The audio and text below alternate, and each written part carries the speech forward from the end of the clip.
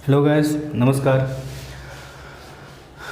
Triangle का ये अगला वीडियो हमारा है। 2 वीडियो पहले हमने ट्रायंगल पे बना रखा था। अब देखिए, सबसे पहली बात ये है कि एरिया ऑफ ट्रायंगल क्या होता है। 2 फार्मूला होता है एरिया ऑफ ट्रायंगल का। एक जनरल फार्मूला होता है, एक हीरोज का फार्मूला होता है। तो जो हीरोज फार्मूला है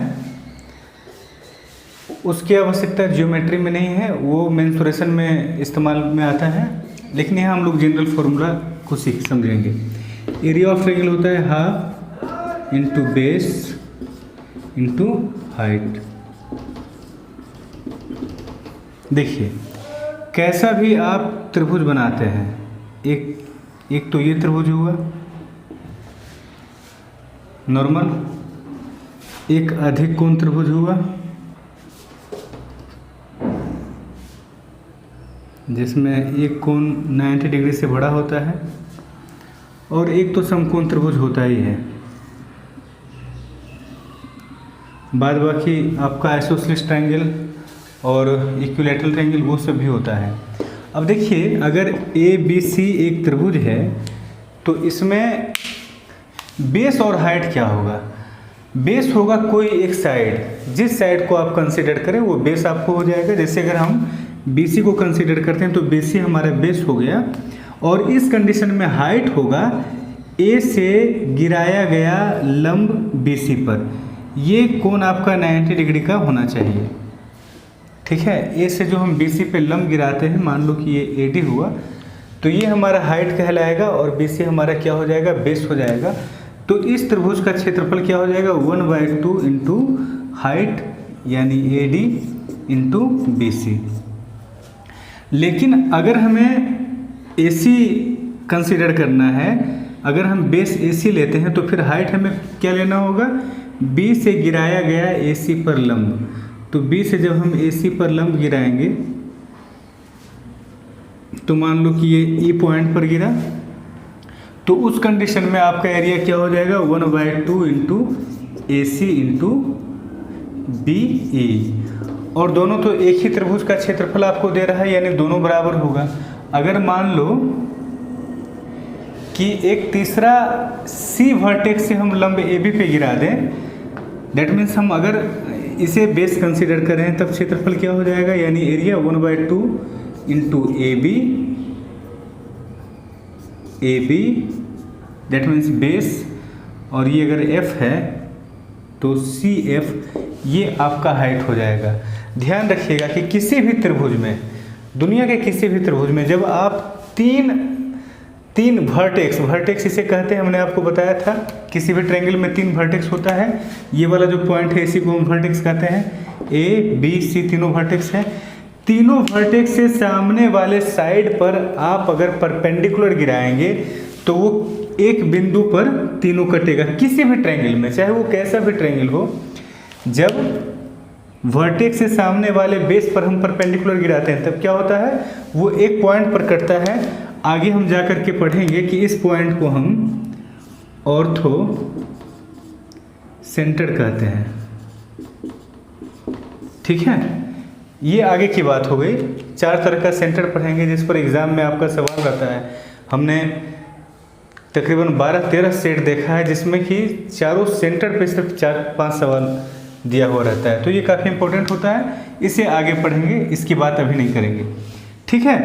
तो 3 बेस अगर किसी ट्रायंगल में है तो 3 हाइट भी होगा, यानी सेम एरिया को निकालने 3 तरीके से हम निकाल सकते हैं।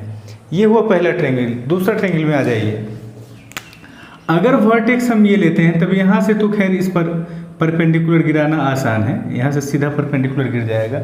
अगर ये अधिक कोण है तब ये ग्रेटर देन 90 डिग्री आपको दिख रहा भी है और है भी, तो जो अधिक कोण है उससे आप सामने वाले बेस पर परपेंडिकुलर गिरा सकते हैं। लेकिन अगर यहाँ से आपको इस पर परपेंडिकुलर गिराना हो तो नहीं गिरा पाएंगे। अगर सोचेंगे कि इतना ही दूर में हम गिरा दें तो नहीं गिरा पाएंगे। लेकिन हमने आपसे कहा था कि लाइन जो है उसका कोई अंत नहीं होता है, और ये एक लाइन है।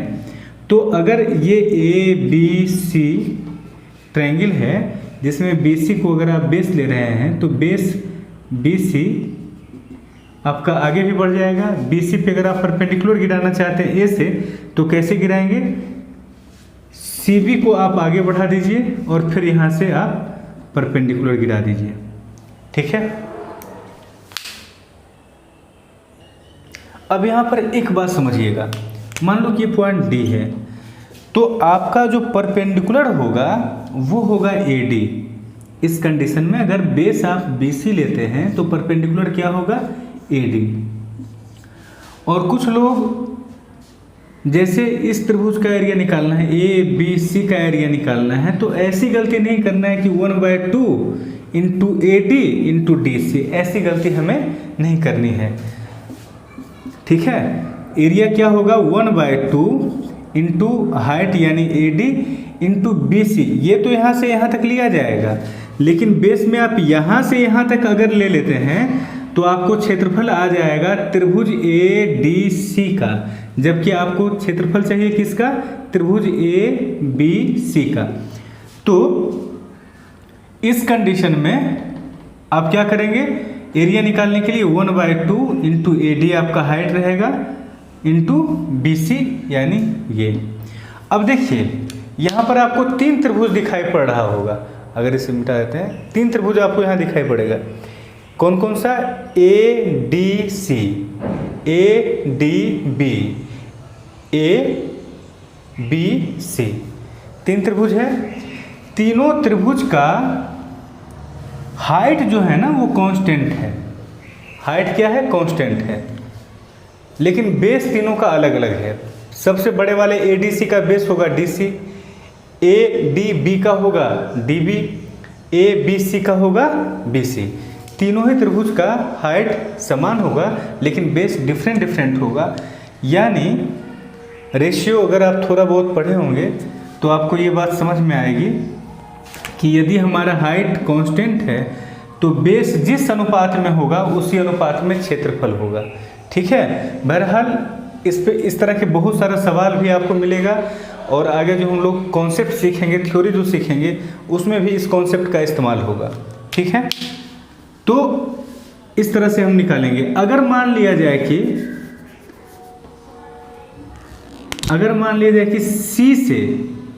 C से आप कहाँ लंब गिराएंगे, AB पर।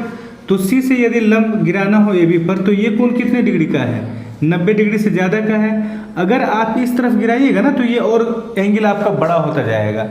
मतलब इससे इस तरफ अगर आप गिराएंगे लंब तो एंगल 90 से बड़ा होता जाएगा, लेकिन एंगल आपका होना चाहिए कितने डिग्री का, 90 डिग्री का।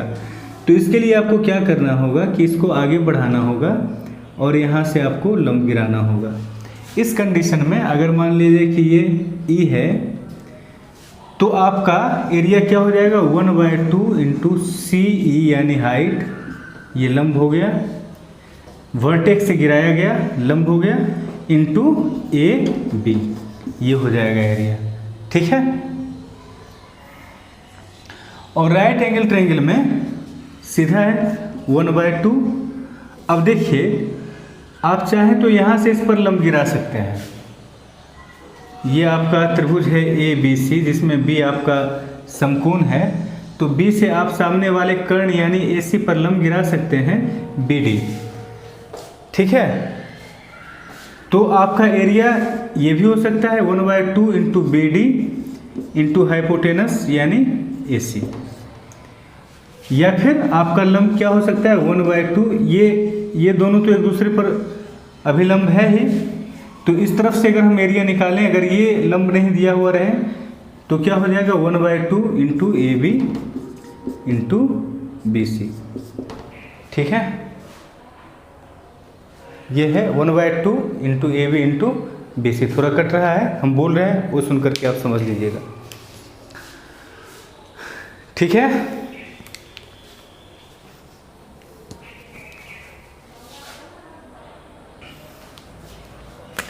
देखिए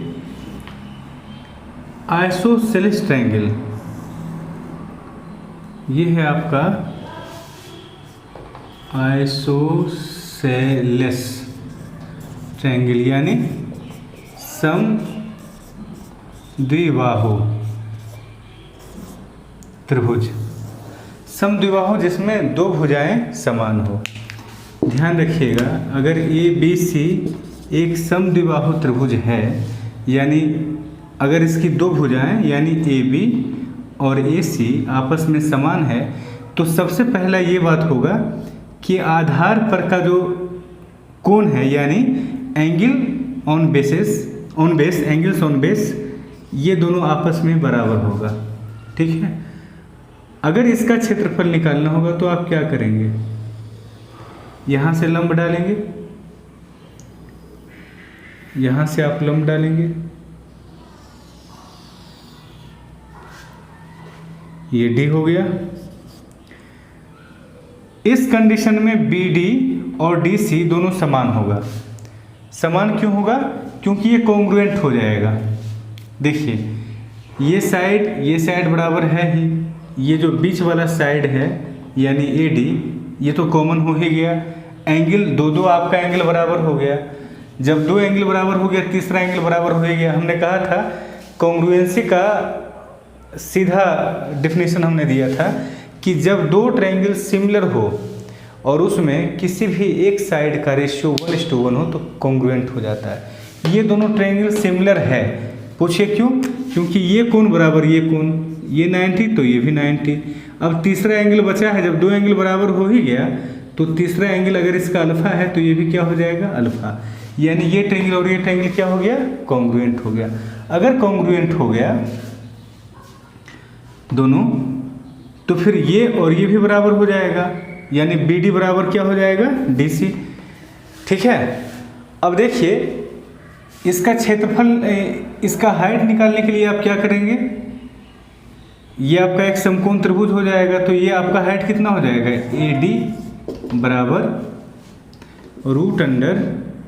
√AC² minus DC²।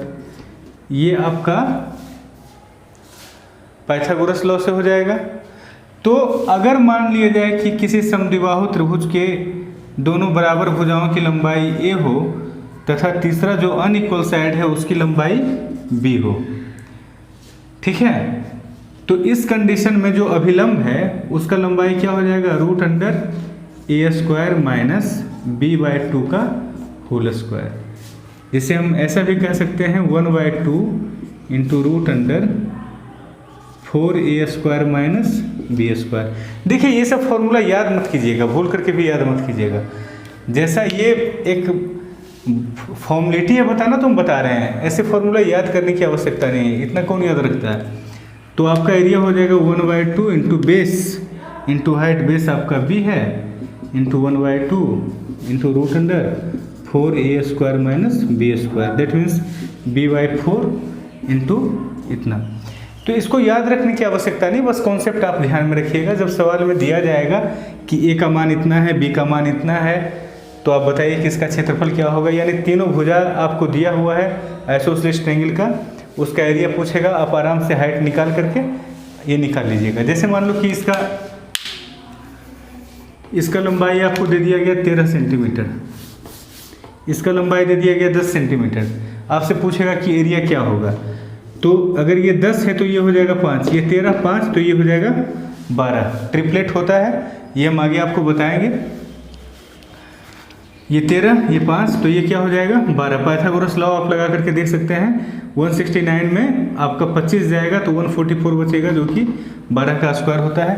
That means AD आपका हो गया अगर 12 सेंटीमीटर, तो एरिया आप आराम से निकाल लीजिएगा 1/2, बेस है आपका 10 इंटू 12।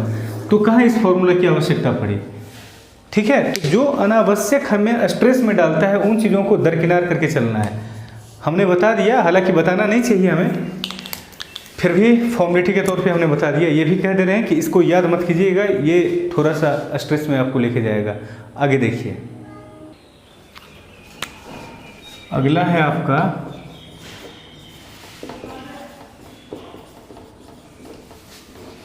इक्विलैटरल ट्रायंगल, ठीक है। इक्विलैटरल ट्रायंगल यानी समबाहु,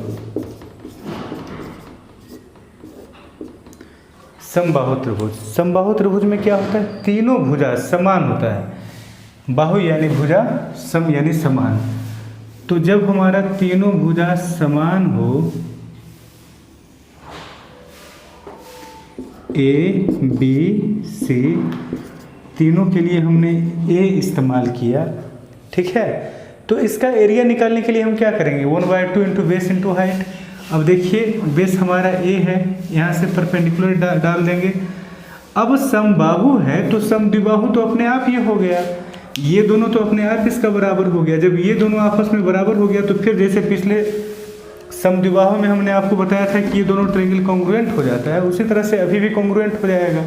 जब कॉन्ग्रुएंट हो जाएगा तो बी ये है आपका डी, तो बी डी और डी सी क्या हो जाएगा, समान हो जाएगा, यानी ये क्या हो जाएगा, a/2 हो जाएगा। जब a/2 ये हो जाएगा तो ये आपका निकल जाएगा, ये क्या हो जाएगा, √a² माइनस a²/4 यानी 1/2 √3 इंटू a, यही हो जाएगा ना।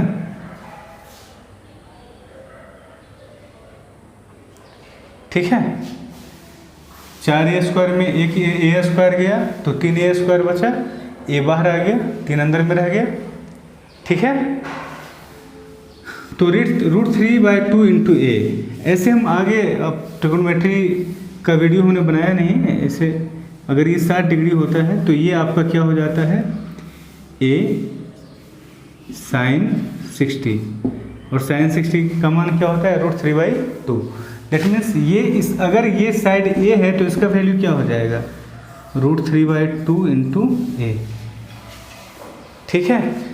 तो क्षेत्रफल क्या हो जाएगा, 1/2 इंटू बेस आपका टोटल क्या हो जाएगा, a इंटू हाइट यानी √3/2 into a, that means √3/4 into a²। ये आपका क्या हो जाता है, समबाहु त्रिभुज यानी इक्विलैटरल ट्रायंगल का क्षेत्रफल।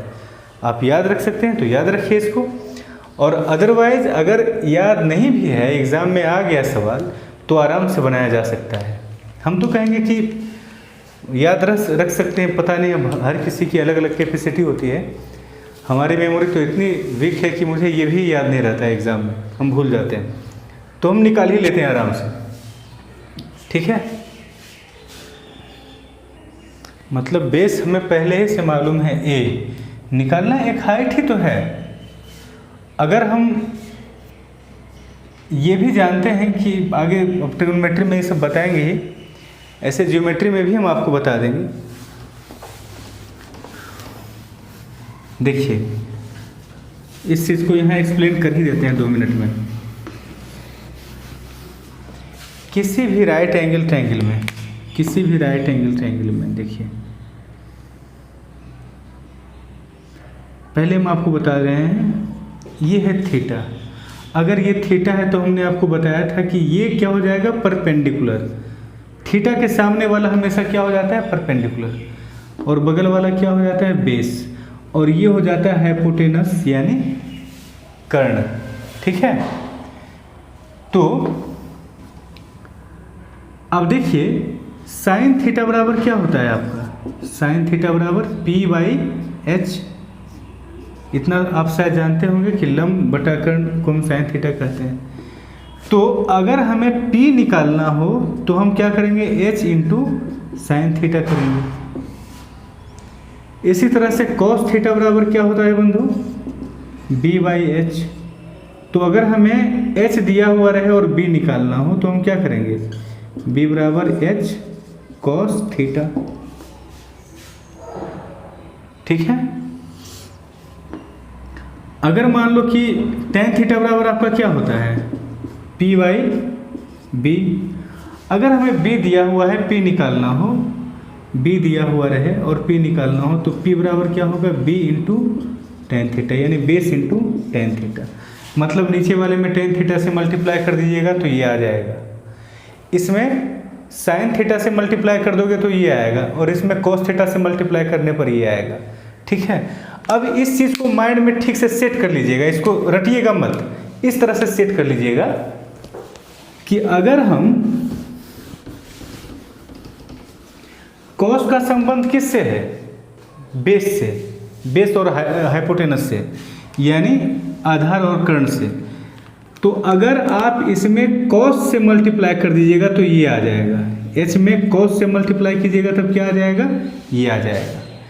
कॉस का संबंध किससे है, बेस से, ठीक है। फिर साइन का संबंध किससे है, p और h से।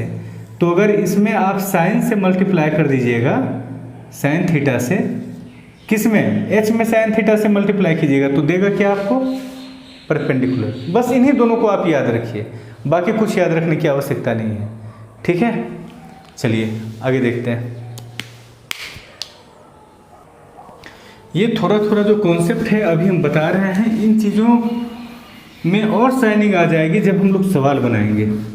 और हम लोग प्रयास करेंगे कि CGL, MTS, CPO, CHSL, इन सब में जिस पैटर्न का सवाल पूछा जाता है उसी के आसपास का सवाल लेंगे। फालतू का सवाल हम लोग बनाने में अपना टाइम वेस्ट नहीं करेंगे। जैसे कि देखिए एग्ज़ाम में जो सवाल पूछा जाता है ना, तो उसका एक पैटर्न होता है, एक लिमिटेशन होता है। उस लिमिटेशन से बाहर जाकर के एग्ज़ाम में सवाल नहीं पूछ सकता है, तो उसी लिमिटेशन में हमें तैयारी करनी है। ऐसा नहीं कि हम तैयारी कर रहे हैं, SSC का सवाल बना रहे हैं, IIT का, ऐसे भी लोग मिल जाते हैं, तो उस तरह का काम नहीं करना है, ठीक है। आइए आगे बढ़ते हैं। देखिए एक समकोण त्रिभुज है,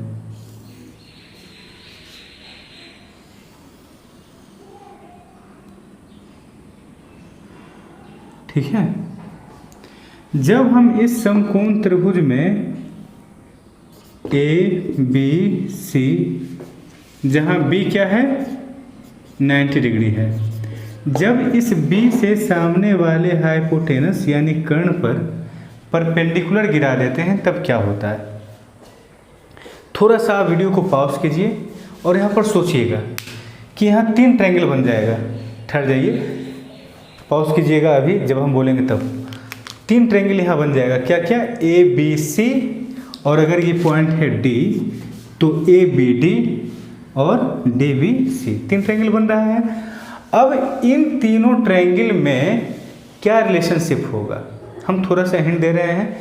इन तीनों ट्रायंगल में सिमिलरिटी को लेकर के आप कुछ विचार कीजिए, ठीक है।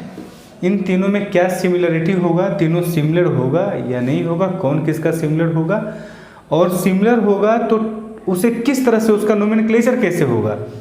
जैसे अगर ABD और ABC सिमिलर हो गया तो उसका नोमेनक्लेचर हम कैसे करेंगे, ठीक है। ये आप अभी वीडियो पॉज करके थोड़ा सा खुद से प्रयास कीजिए और फिर आगे आप देखिएगा। तो देखिए ABD, ये अगर हमारा थीटा है और ये हमारा क्या है बंधु, अल्फा है, और ये क्या है, 90 डिग्री है। आगे वीडियो तभी देखिएगा जब 2-4-10 मिनट 5 मिनट कम से कम खुद से सोच लीजिए पहले, बिना खुद से सोचे हुए आगे मत बढ़िएगा, नहीं तो एक बहुत इंपॉर्टेंट चीज़ आप मिस कर जाएंगे। जब भी कुछ नया चीज़ सामने आता है तो पहले उस पर अपना माइंड अप्लाई करना चाहिए, और अगर माइंड अप्लाई किए बिना उसका सॉल्यूशन अगर हम देख लेते हैं तो हम वंचित रह जाते हैं एक अच्छे मौके से, जिसमें हम अपने माइंड के स्ट्रेंथ को बढ़ा सकते थे। इसलिए जब भी कुछ आता है इस तरह का नया चीज़ तो वीडियो को पॉज करो और खुद से पहले सोचो, इससे आपके माइंड का स्ट्रेंथ बढ़ेगा, ठीक है। ये आपका 90 डिग्री है और ये परपेंडिकुलर गिराया गया है, ध्यान रखिएगा। ये क्या किया गया है, परपेंडिकुलर गिराया गया है। अब आप देखिए ABC, इसमें एक कोण है 90 डिग्री, ABC में B क्या है, 90 डिग्री, A है थीटा और C क्या है, अल्फा। C क्या है आपका, अल्फा।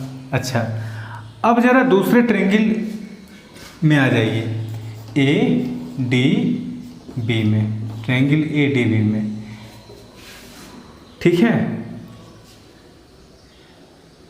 एंगल D आपका क्या है, 90 डिग्री, और इसमें एंगल A क्या है आपका, थीटा। अब आप बताइए कि जो इस ट्रायंगल का ये वाला एंगल बचा, हम किस ट्रायंगल को कंसीडर कर रहे हैं, ADB, इसे कंसीडर कर रहे हैं। इसके 2 एंगल को तो हमने देख लिया, एक है 90, एक है थीटा। ये जो एंगल है क्या ये अल्फा नहीं होगा, अल्फा प्लस थीटा 90 है ना भाई। अल्फा प्लस थीटा 90 क्यों है? क्योंकि ये अकेला 90 था। तो किसी भी त्रिभुज, चाहे कैसा भी दुनिया का त्रिभुज हो, तीनों कोणों का योग 180 डिग्री होता है। तो अल्फा प्लस थीटा कितना हो जाएगा? 90। अच्छा, अब ADB में अगर D 90 है तो इन दोनों को मिलकर 90 होना चाहिए ना।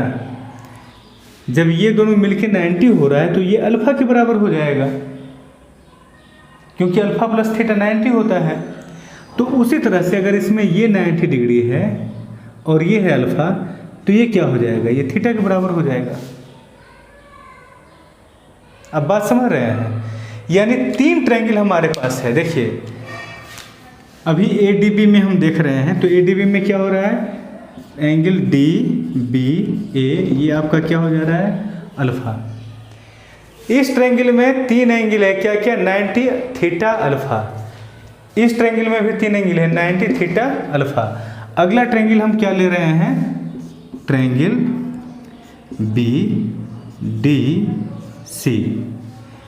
इसमें angle D 90 degree, angle C alpha और एंगल DBC आपका क्या हो जाएगा?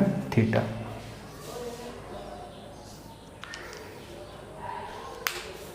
बात समझ में आई? कठिन नहीं है, एकदम आसान है। अब देखना, एग्जाम में अक्सर सवाल आता है कि एक समकोण त्रिभुज यानी एक राइट एंगल ट्रायंगल में राइट एंगल से हाइपोटेनस पर एक परपेंडिकुलर गिराया गया, फिर किसी एक चीज़, 2 चीज़ का वैल्यू दिया हुआ रहेगा, तीसरा चीज़ का वैल्यू आपसे पूछा जाएगा। अब लोग क्या करते हैं, इसमें फॉर्मूला याद करते हैं। फॉर्मूला क्या क्या दिया हुआ रहता है पता नहीं, AB इंटू BC बराबर DC इंटू AD, पता नहीं क्या क्या दिया हुआ रहता है फॉर्मूला। लोग रट करके जाते हैं, एग्जाम में जा करके 4-5 जो फॉर्मूला याद करके जाता है, वहाँ जाके कन्फ्यूजन होना स्टार्ट हो जाता है। क्योंकि जिसको फॉर्मूला याद करने की आदत है, लत है जिसको फॉर्मूला याद करने की, वो तो हर एक टॉपिक में फॉर्मूला याद करेगा, तो उसके पास फॉर्मूला का तो बहुत लंबा लिस्ट हो जाएगा। और जब लंबा लिस्ट हो जाएगा तो कन्फ्यूजन होना स्वाभाविक है, तो एग्ज़ाम में जाके कन्फ्यूजन होता है। अब वहाँ जाके डर लगता है कि ये फॉर्मूला लगाएं, कि ये फॉर्मूला लगाएं, तो वहाँ पे जब अप्लाई आप नहीं कर पाते हैं, तो एक आसान सा सवाल जो एकदम आराम से बन सकता है कॉन्सेप्ट से, वो आप छोड़ के आ जाते हैं। या तो छोड़ के आ जाते हैं या फिर गलत सलत बना के आ जाते हैं, घर पे आके सर पीटते हैं कि सवाल तो आसान था, बन जाता, लेकिन क्या कहें, किस्मत की बात है, एग्ज़ाम में गए, दिमाग नहीं काम किया। जबकि किस्मत की बात नहीं है, आपका जो अप्रोच था वो सही नहीं था। फॉर्मूला से काम नहीं होता है, फॉर्मूला एकदम रेयर केस में याद करना चाहिए। जैसे इसमें हम एक फॉर्मूला आपको बताएंगे, वो याद करना है और बहुत ही आसानी से याद हो जाता है, ठीक है, बहुत ही आसानी से। पाइथागोरस लॉ आप जानते हैं ना, पाइथागोरस लॉ क्या होता है? ये P है, ये B है, ये H है, तो P² जोड़ B² दिखाई पड़ रहा है? नहीं लिखा रहा है। P² जोड़ B² बराबर H² ये होता है, ठीक है। PB, और अगर इसे BD को आप कुछ नाम दे दीजिए, जैसे इसे हम क्या नाम दे दें? L नाम दे दो, ठीक है। PB और L में भी एक रिलेशनशिप होता है, क्या होता है? जैसे पाइथागोरस लॉ में ऐसे होता है ना, इन तीनों में जब रिलेशनशिप इस्टेब्लिश करना हो तो आप क्या कीजिए, इसका इन्वर्स ले लीजिए, 1/P² प्लस 1/B² बराबर 1/L²। ये बस आप ध्यान में रखिएगा, आसानी से याद रह जाएगा, कठिन फॉर्मूला है नहीं, ठीक है। बाकी सवाल जो है आपको बनाना है सिमिलरिटी से। इसका मान दे दिया गया, इसका मान दे दिया गया और इसका मान दे दिया गया, ठीक है। L का मान दे दिया गया और AD का मान दे दिया गया। जैसे AD का मान अगर दे देगा आपको, तो फिर ये फॉर्मूला आप नहीं लगा पाइएगा, क्योंकि AD इसमें इस्तेमाल नहीं हो रहा है। इसमें इस्तेमाल हो रहा है क्या क्या? P, B और L। ये तीनों में 2 देगा, तीसरा पूछेगा, तभी आप अप्लाई कर सकते हैं। अब बात समझ रहे हैं? और ये भी याद नहीं रहेगा ना, तो भी सवाल आपका बन जाएगा। ये भी आप भूल जाइएगा, सिमिलरिटी से आपका सवाल बन जाएगा, इसलिए टेंशन मत लीजिएगा। देखिए सवाल किस तरह से रहेगा इसको भी हम मिटा दे रहे हैं, ऐसे आप याद रख लीजिएगा, इसको आसान है याद रखना। जब हमको याद रह गया आज तक तो आपको भी याद रह जाएगा, क्योंकि हमसे कमज़ोर मेमोरी आपकी नहीं होगी, हम इतना उम्मीद करते हैं। देखिए क्या क्या दे देगा आपको, मान लो कि एल का वैल्यू दे दिया, ठीक है, और फिर आपको एच का वैल्यू दे दिया, और आपको वैल्यू उसके बाद दे दिया एडी का वैल्यू दे दिया, एडी का, एल दे दिया, एडी दे दिया, ठीक है। और फिर आपको बीसी का मान दिया, या मान लो डीसी का मान दिया,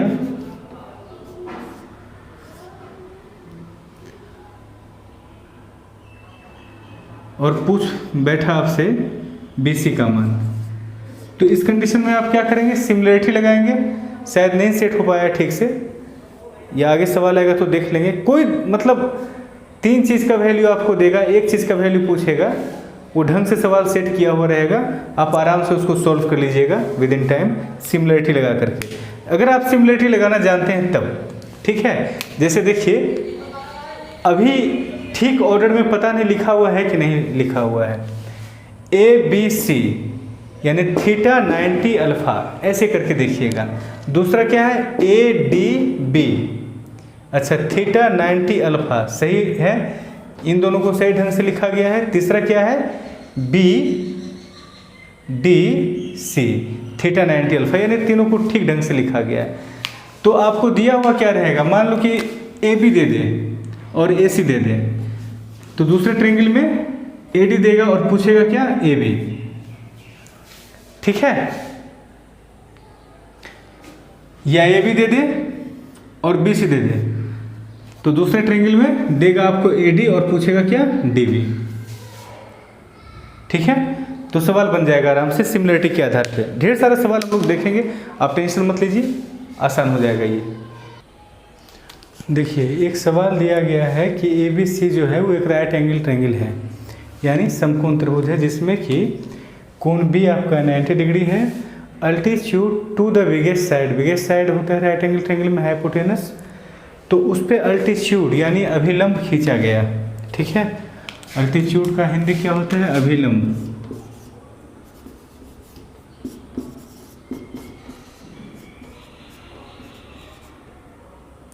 अभिलंब यानी आधार पर सामने वाले वर्टेक्स से खींचा गया लंब, ठीक है। Altitude to the biggest side cut AC, अगर B है 90 डिग्री तो AC आपका क्या होगा, कर्ण होगा, यानी hypotenuse, cut AC at point D। उसके बाद 2 साइड आपको दिया हुआ है, तीसरा पूछा गया है, एकदम टेंशन नहीं लेना है। सबसे पहले जैसे जैसे सवाल में कहा जाता है वैसे वैसे आप फिगर तैयार कर लीजिए। जैसे आपसे कहा गया कि ABC एक ट्रायंगल है, तो हमने सबसे पहले ABC एक ट्रायंगल बनाया, ठीक है। अब यहाँ से कहा जा रहा है कि परपेंडिकुलर गिराना है, ये आपका B है 90 डिग्री, अल्टीट्यूड गिराना है किस पे, AC पर, AC पर हमने अल्टीट्यूड डाल दिया।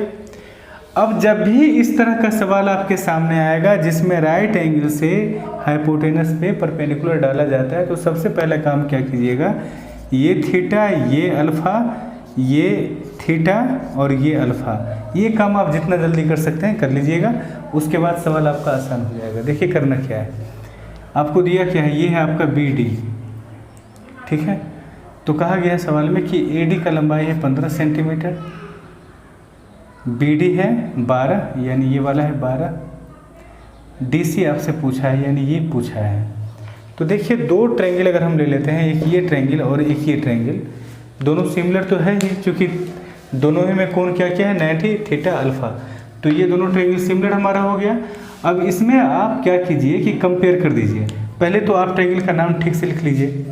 जैसे इसको हम लिख रहे हैं तो ADC,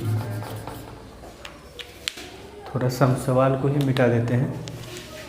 ताकि आपको ठीक ठीक दिखाई पड़े। देखिए सवाल में जैसा कहा गया, पहले हम दोनों सिमिलर ट्रायंगल को लिखते हैं ठीक से। सिमिलर ट्रायंगल ए थीटा से स्टार्ट करते हैं। एंगल के आधार पर ट्रायंगल का नामकरण होता है सिमिलर ट्रायंगल का। थीटा 90 अल्फा, तो ए डी बी। दूसरा ट्रायंगल क्या है, इसमें भी थीटा 90 अल्फा लेना है। थीटा 90 अल्फा लिया तो थीटा 90 अल्फा यानी B D C, B D C, दो ट्रायंगल है।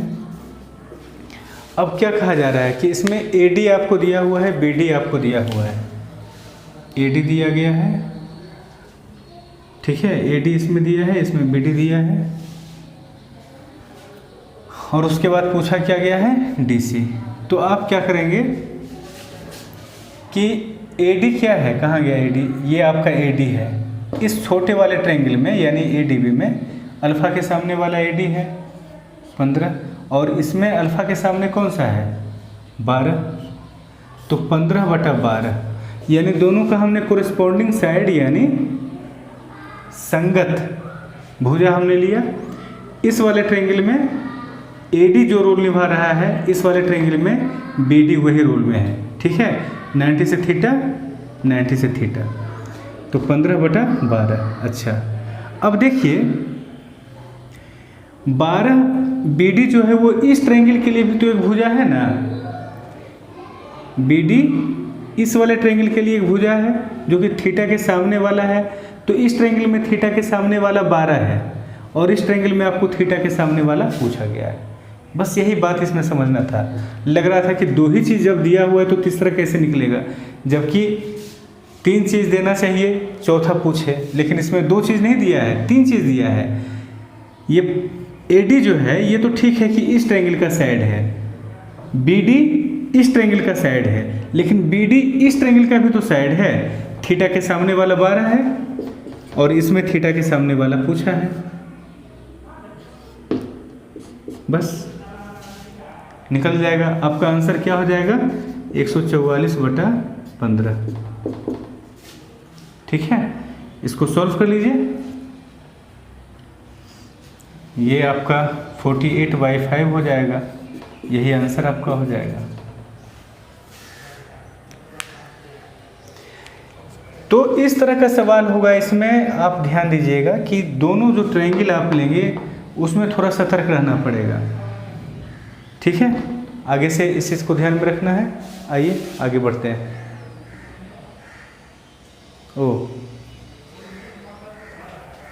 वीडियो का लेंथ अच्छा खासा हो गया है, जो कि शायद इससे ज़्यादा लंबा हो तो हमें अपलोड करने में बहुत परेशानी हो जाएगी, क्योंकि आप सब जानते हैं कि टेक्निकली हम ज़्यादा स्ट्रॉन्ग हैं नहीं।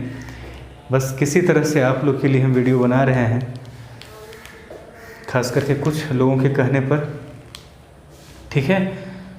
तो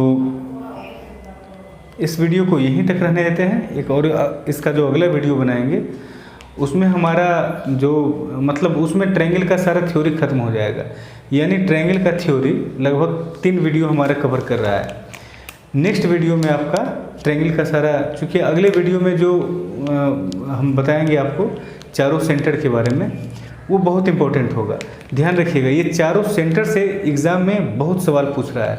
हमने 2018 का सीजीएल का मेंस का जितना भी सेट था सब हमने देखा, 2019 का भी जितना सेट था हमने सारा देखा। तो जितना भी सेट है उसमें ज्योमेट्री का तकरीबन 12 से 13 सवाल रहता है।